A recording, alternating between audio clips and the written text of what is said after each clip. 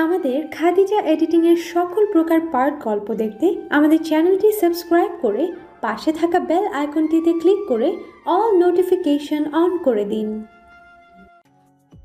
বুঝলাম না, এত কমফোর্টেবল কারে তুমি এতটা ছটফট করছো? পৌষ দাঁত দিয়ে নখ কাটতে কাটতে বলল, আপাতত ক্ষুধায় ওর জান আপ ডাউন করছে, এনার্জি লো হয়ে যাচ্ছে, মাথাটা ঝিমঝিম করছে। এত সব সমস্যার কারণে তৌসিফের সাথে চাপা নাড়াতে পারল না। এতেও আফসোস হলো কিছুটা। ভ্রু কুচকে ওর দিকে তাকিয়ে রইল তৌসিফ। ওর জানা চেনার মধ্যে পৌষ এতটা শান্ত ধাঁচের না।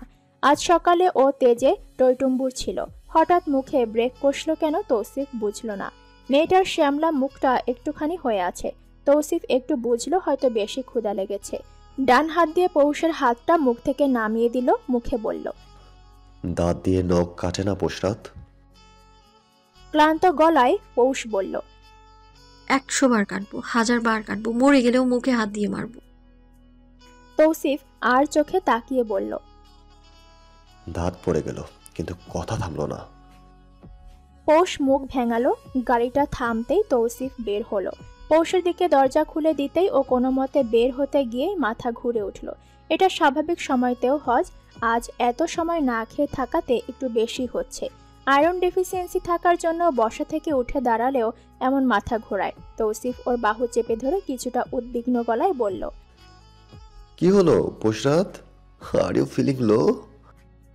মাথা নেড়ে নিজের বাহু ছাড়িয়ে নিল ও। গাড়ি থেকে তৌসিফ পৌষের ব্যাগটা নিজের হাতে নিয়ে বলল, চলো। এত হাইফাই জায়গাতে পৌষ সচরাচর আসে না। বছরে হয়তো 3-4 বার আসা হয়, হেমন্ত ঘোরাতে নিয়ে আসে, বাট ব্রেকফাস্ট করতে এত ঢং ওরা করে না। পৌষ মিনমিন করে বলল, পটাতে চায় আমাকে শালা। শালা শব্দটা অবশ্য শুনল তৌসিফ, ভাবল এই মেয়ে একটা চিজ, এ ভাঙলেও মোচকায় না সহজে। মুখে তার খই ফুটতেই থাকে অল দ্য টাইম। বুকড করা এক রাউন্ড টেবিলে বসলো ওরা। ওইটার আসতেই তৌসিফ জিজ্ঞেস করলো, অর্ডার করো পোশরাত। ঘি দিয়ে পরোটা আর দুধ চা, চায়ে দুধ বেশি দিবেন। ওইটার একটু তবদা খেয়ে বলল। তৌসিফ ইশারায় সাইডে যেতে বললে ওইটার বিনয়ের সাথে বলল, জি okay ma'am, anything else? No ভাইয়া, ধন্যবাদ। পৌষের মুখটা হাসি হাসি দেখালো। তৌফিক চমকালো, ওর বউ দেখি হাসে, তাও এই ওয়েটারকে দেখে। এই চাকরি না খেয়ে দেবে তৌসিফ? পৌষ নিজ থেকেই আবার বলল, গতবারের মতো আবার চা ফেলে দিয়েন না। একটু লজ্জা পেল বেচারা। এর আগে একবার চা ফেলে দিয়েছিল। ম্যানেজারকে ধমকে ধামকে দেওয়ার আগেই পৌষ বলেছিল ওটা কোনো ব্যাপার না, যে কারো হাত থেকে পড়তে পারে। তৌসিফ বুঝলো পৌষ হয়তো আগে থেকে চেনে, তাই ছেলেটার চাকরি খাওয়ার কথা বাদ দিল, আপাতত নাস্তাই খাবে। ওইটার যাওয়ার পরপরই তৌসিফও উঠে গেল।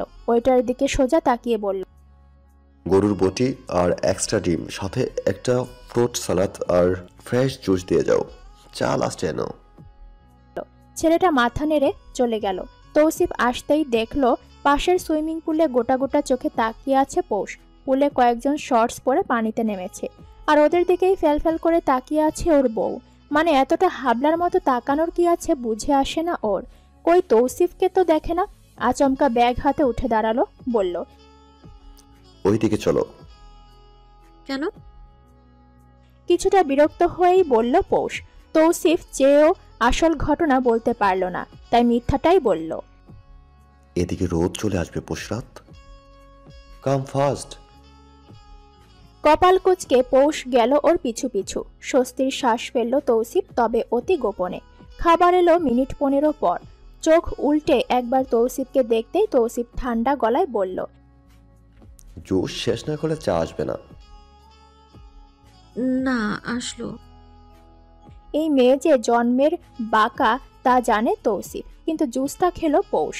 গরুর বটি দিয়ে পরোটাও মুখে দিল। তৌসিফ দেখলো পৌষ অনেকটা আগ্রহ নিয়ে বটি খাচ্ছে, হয়তো পছন্দ হয়েছে। নিজের প্লেটে থাকা বটিগুলো পৌষকে দিতে দিতে বলল, সকালে বটি ভালো লাগছে না, তুমি নাও, আমি ডিম খাচ্ছি। পৌষ মনে মনে খুশি হলো। তৌসিফের প্লেটে থাকা ঝোলটুকুও নিজের পরোটা দিয়ে মুছে নিয়ে নিল। ভাবখানা এমন যে দিবি যখন শব্দে ঝোলও কেন বাকি থাকবে। ডিম একটা পৌষকে দিতে নিলেই ও না করলো, জানালো। পেট ভরে গেছে, খাবো না আর। চা আসবে কখন? ডিম খতম হলেই আসবে। না, খেলাম। এবার সত্যি সত্যিই খেলো না। তৌসিফ নিজে ডিমটা খেয়ে নিল। চা আসতেই পৌষ ওয়েটারকে বলল। এক্সট্রা সুগার লাগবে, ব্রাউনটা।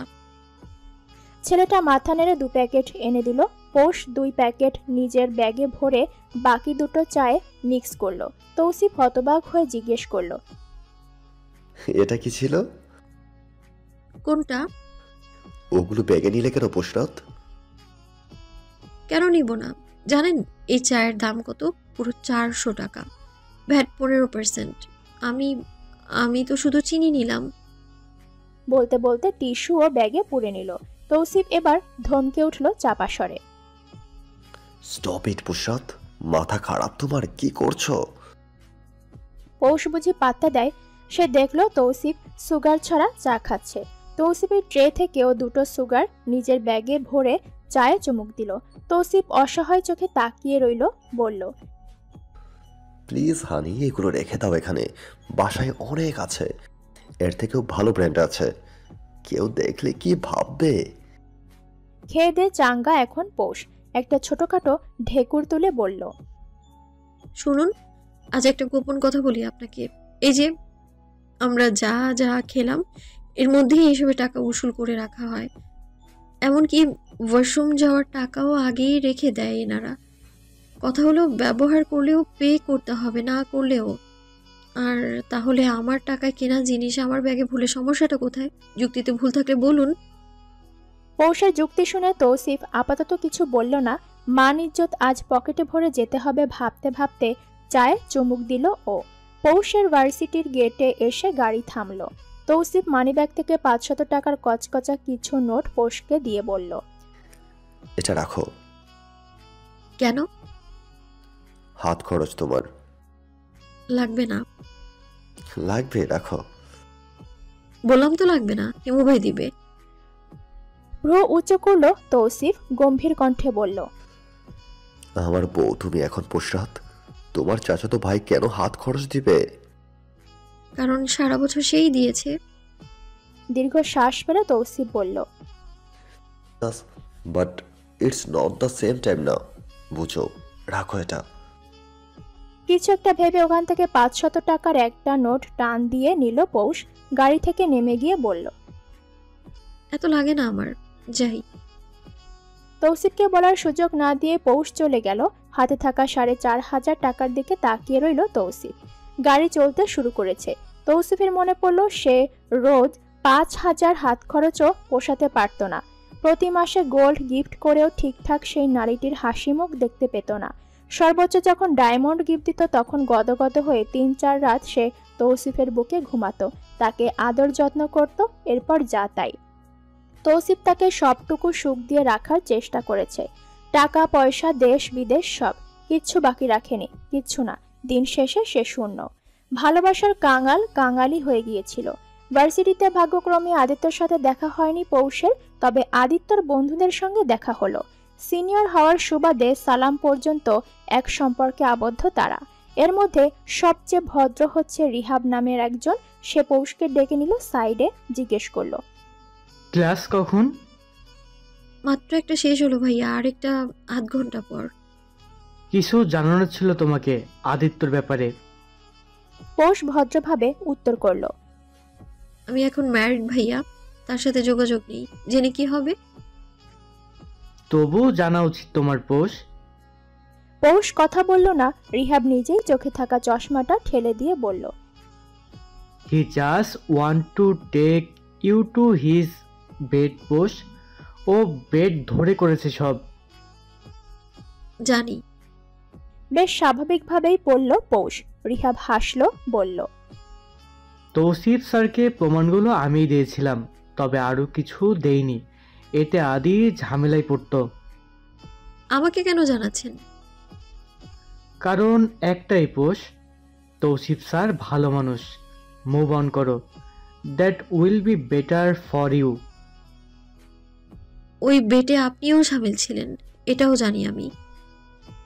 রিহাব আচমকা এটা শুনে ঘাবড়ালো। পৌষ বাঁকা হাসলো, বলল, তৌসিফ তালুকদার শুধু আপনার প্রমাণের ভিত্তিতে চলে না, আপনার উপরের প্রমাণও আছে তার কাছে। আমার থেকে দূরে থাকুন ভাইয়া। লাইফে প্রথমবার ছিল ওটা। যততম বাড়ি হোক না কেন ভাইয়া, পৌষ রাতকে কারো বিছানাতে নেওয়া এতটা সহজ না। আমার সাথে তার প্রেমের সম্পর্ক ছিল না, ভালো লাগা ছিল। আমার প্রথম ভালো লাগা ছিল আদিত্য। আবারও বলছি, ছিল, এর মানে এখন নেই। কোনোদিন প্রেমিকার দাবি করিনি, সে প্রেমিক হতে চেয়েছিল। প্রেম হতো আমাদের মধ্যে যদি না সেই দিন চাচা ধরে ফেলতো। তবে হ্যাঁ, অপেক্ষা ছিল, তীব্র অপেক্ষা ছিল আমার তার জন্য। কারণ একটাই, আমার প্রথম ভালো লাগা ছিল সে, যা এখন আর নেই। কথাগুলো বলে গটগট পায়ে ক্লাসে ঢুকে পড়ল পৌষ। আপাতত বিরক্ত লাগে এসব তার। ক্লাস শেষ হলো বিকেল 5টা নাগাদ। ওকে আবার অবাক করে দিয়ে ক্যাম্পাসে হাজির কাজিনদের দলবল। ইনিমিনি আর পিহা দৌড়ে এলো। আপা আপা ডাকতে ডাকতে মুখে ফেনা তুলল 3জন। ইনিমিনিকে কোলে তুলে জড়িয়ে ধরল ও। বলা হয় বড় বোন হলো মায়ের মতো। ইনিমিনি আর পিহার ক্ষেত্রেও তাই। 3টা হিচকি তুলে কাছে তাদের কলিজার আপাকে পেয়ে। ছোট ছোট ঝুটি করা মাথাটা নাড়িয়ে বলল, আপা তুমি নাই কেন? এই যে আছি তো আপা। বাতাই তলো না আপা। চলবো তো সোনারা, তোরা এখানে কেন? চৈত্র আর জ্যৈষ্ঠ মাথা নিচু করে এগিয়ে এলো। ইনিমিনি লাফিয়ে ওদের কোলে যেতেই 2 ভাইয়ের হাত জড়িয়ে ধরে পৌষ। ছেলেগুলো পারলে কেঁদে দিত। দূরে দাঁড়িয়ে আছে হেমন্ত। দেখেও না দেখার ভান করলো পৌষ। ক্ষুদ্র শ্বাস পেলে এগিয়ে এলো হেমন্ত। পৌষ ধরা গলায় ডাকলো, হেমু ভাই। বল। কান্না পাচ্ছে। কেঁদে ফেল। সত্যি তো? ওর মাথায় হাত রাখলো হেমন্ত। পৌষ হাসলো। পৌষদের হাসি ছাড়া কান্না মানায় না। সারাক্ষণ ছটফট করে গভীর কষ্ট চাপা দিয়ে হাসার মানুষই তো পৌষ। আজও ব্যতিক্রম ঘটল না। পৌষের উস্কানিতে সবগুলো গেল টিএসসিতে। মোমো থেকে নিয়ে বুট কিছু বাদ রাখলো না। বুট খেতেই ইনিমিনি হু হা শুরু করেছে। ওদের পানি খাইয়ে ঠান্ডা করলো চৈত্র। উঁচু সিঁড়িগুলোতে বসে একসাথে মালটার চা খেলো ওরা। এটা অবশ্য ইনিমিনিকে দেয়া হলো না। সারাটা সন্ধ্যা কাটলো ওদের সাথে। 5টা কাজিনের মুখে শুধু আপার ডাক। পৌষের খা খা করা কলিজা প্রশান্তি পেল। এই ভাই বোনগুলো যে ওর প্রাণ। হেমন্তর দিকে তাকিয়ে পৌষ বলল, মাসের শেষ দিক চলে, আমার পকেট মানি দাও। মানিব্যাগ থেকে 500 টাকার 2টো নোট দিল হেমন্ত। বাকিদের 500 করে। শুধু ইনিমিনি আর পিহা এখনো পকেট মানি পায় না। পৌষকে বাড়ি পৌঁছে দিয়ে ওরা চলে গেল। পৌষের মনটা পুনরায় খারাপ হলো। কলিং বেল বাজাতেই মিনু খুলে দিল। পৌষকে দেখে মুখটা চোখা করে চলে যেতেই পৌষ শ্বাস ফেলল। আপাতত এখন মুড খারাপ করার সময় নেই ওর। দিন কেমন কাটলো পুশরাত? পৌষ আকাশে থাকা চাঁদের দিকে তাকিয়ে বলল, অনেক ভালো। আমাকে জিজ্ঞেস করলে না? বলার হলে নিজেই বলবেন। অনেক স্ট্রেস ছিল আজ হানি। শিপিং ঢিলে হলো, জাহাজে মাল এসেছে, লিগাল ডকুমেন্টস সব আমার, তবুও পুলিশ আটকে রেখেছে। যখন এসআইকে কল দিলাম তখন ছেড়ে দিল। এরা চিনে শুধু টাকা, বুঝলে? পৌষ ফ্যাল ফ্যাল করে তাকিয়ে রইল। এসব তাকে কেন বলা হচ্ছে, সে কি বোঝে? পৌষ গিয়ে বিছানায় উঠে বসলো। তৌসিফ ও গুড নাইট জানিয়ে লাইট অফ করে শুয়ে পড়ল। ঘড়ির কাঁটা ঘন্টা পেরোলো, একদম সোজা হয়ে আছে। পৌষের পেট মোচড়ালো। এদিক ওদিক করে এবার উঠে বসলো। ক্ষুধায় পেট চুচু করছে। ওর যদিও খেয়েছে 10টা নাগাদ, অভ্যাস বলে কথা। টিকতে না পেরে কিচেনে গেল ও। এদিক ওদিক খুঁজেও যখন পেল না, হঠাৎ পেছন থেকে কারো গলা শুনে চমকে তাকালো। তৌসিফ ট্রাউজারের পকেটে হাত ঢুকিয়ে হেলান দিয়ে দাঁড়িয়ে আছে। ওকে দেখে বলল, কি খাবে? জানি না, ক্ষুধা লেগেছে। তৌসিফ ফ্রোজেন পিৎজা বের করে ওভেনে দিল। ওটা গরম হতে হতে জিজ্ঞেস করলো, রাতে ক্ষুধা লাগে? এতদিনও লেগেছিল অবশ্যই। স্বাভাবিক। বলুনি কেন? পৌষ চুপ রইল।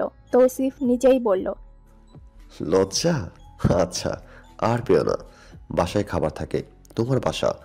যা মন চাইবে খাবে, ফেলবে, কেউ কিছু বলবে না। কে আছে আমার বলো? তুমি আর আমি। তুমি আর আমি কথাটা অদ্ভুতভাবে পৌষের পেটে প্রজাপতি উড়ালো। পিৎজা গরম হতেই ওরা কিচেনে উঁচু জায়গাতে উঠে বসে খেলো। টুকটাক কথা হলো দুজনের। ঘুমাতে এলো রাত 2টোর দিকে। রাত প্রায় 3টার দিকে ওয়াশরুমে যেতে উঠে পোষ। পাশে তৌসিফ নেই। ওয়াশরুম থেকে এসেও দেখলো নেই। কি মনে করে বাইরে তাকাতেই দেখলো সোহার রুম থেকে বের হলো তৌসিফ। রাত 3টা বাজে। সোহার রুমে কেন গিয়েছিল তৌসিফ এটার উত্তর জানা নেই পৌষের। তবে এত বছর ধরে শোনা কথাগুলো মনে পড়ল ওর। কাজের মেয়ের সাথে সম্পর্ক তৌসিফের। নিশ্চিত এত রাতে ভালো উদ্দেশ্যে ওখানে যায়নি তৌসিফ। চুপ করে নিজের পাশে শুয়ে পড়ল পৌষ। জানে না কেন, কিন্তু পৌষের মতো মেয়ের চোখ ভিজে উঠেছে, যদিও সেই পানি গড়িয়ে পড়ল না। দহন সৃষ্টি হলো, যদিও তাকেও কে পুরালো না। নিজেকে সান্ত্বনা দিল পৌষ। তোর ভাগ্য এটা পৌষ, মেনে নে।